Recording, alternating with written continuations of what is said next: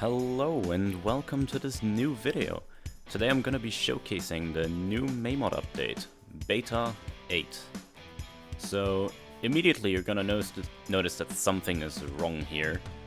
Well, that is because we're actually on mobile right now. I'm actually using BlueStacks right now. And with that I officially want to announce that, yes, MayMod has finally gotten a mobile port. 7 years later. This is official, I will keep updating this, but as you can already see, there's still a few issues I have to iron out. The custom menus don't actually work properly, because I can't exe mod mobile, so I'm just gonna have to deal with this somehow. For now, it's gonna just look a bit broken, but I'm sure I can figure something out in the future, to at least make this look passable. Next up, we've got a new store interface, again. You've now got an in-app purchases tab, which has the chat pack and just a clean slate in it. Nothing else. You don't, there's no point in having the medallion purchases and the energy purchases. You don't need those in MayMod anyways. There's now a skins tab, which is still empty. Nothing here yet. This actually doesn't show up on mobile. The only reason why this shows up right now is because I'm still on an old APK. And then you have the decals. Nothing else here.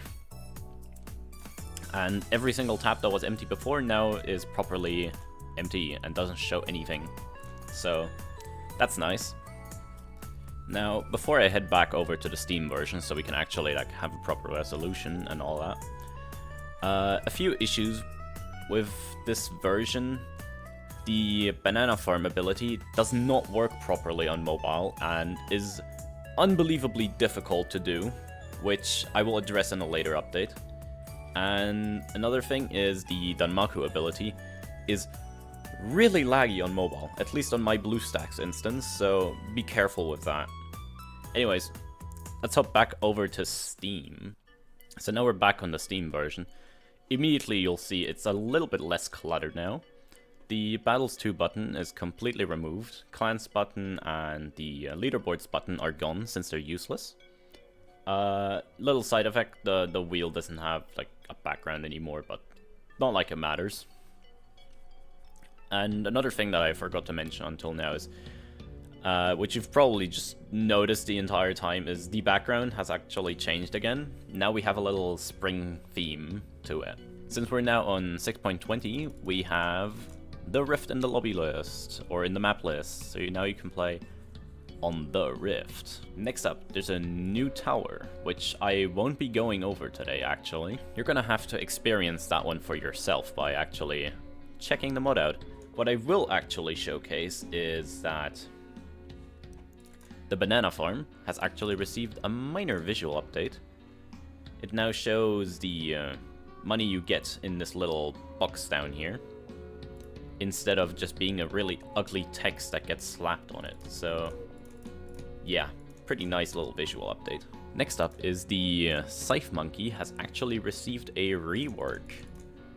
So before it did two little scythe swings, left and right.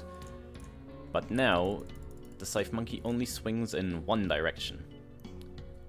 This was done because the old switching thing was a little bit scuffed and kind of held back the tower. Also didn't really make sense for that to have the hand switching. Hand switching actually works pretty well now with this one attack. And well, as you can see, it's pretty much the same, but it's just that his normal attack is a bit different now. He also has way better hit detection. I really went hard on improving that instead of being super scuffed.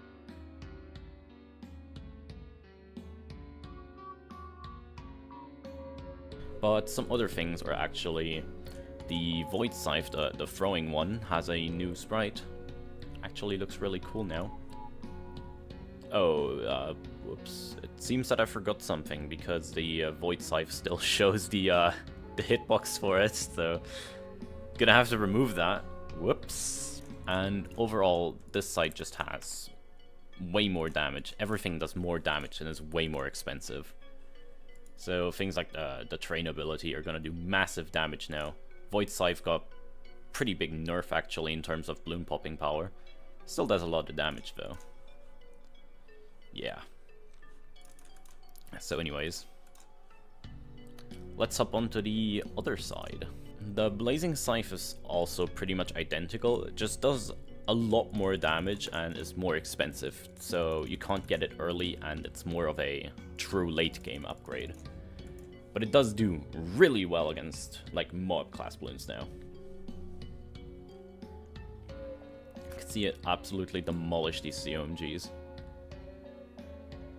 And yes, the 4th tier can now actually hit fire balloons, so that's also a really big buff for him. So let's hop onto the bigger tower rework.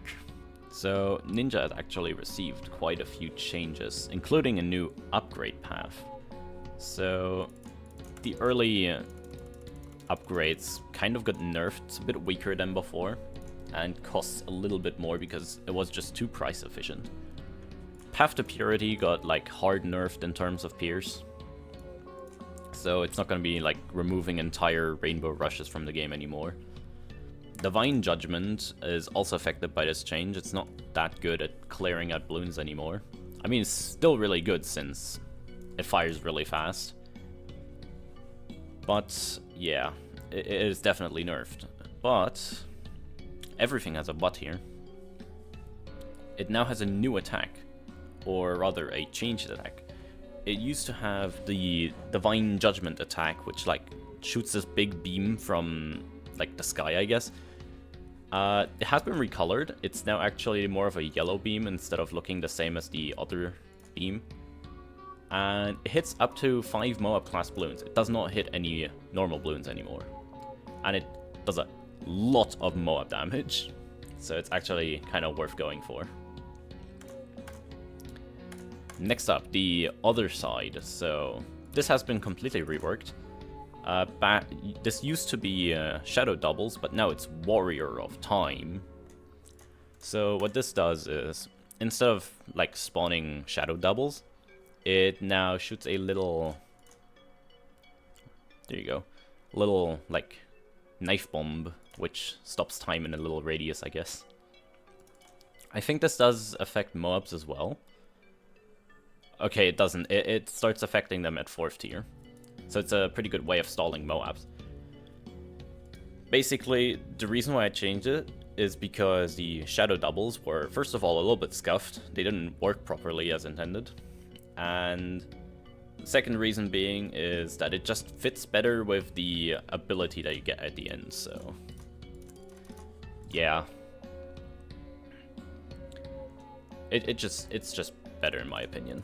Other than that, this update is actually on the smaller side. It was more of a like technical challenge getting all of this to work.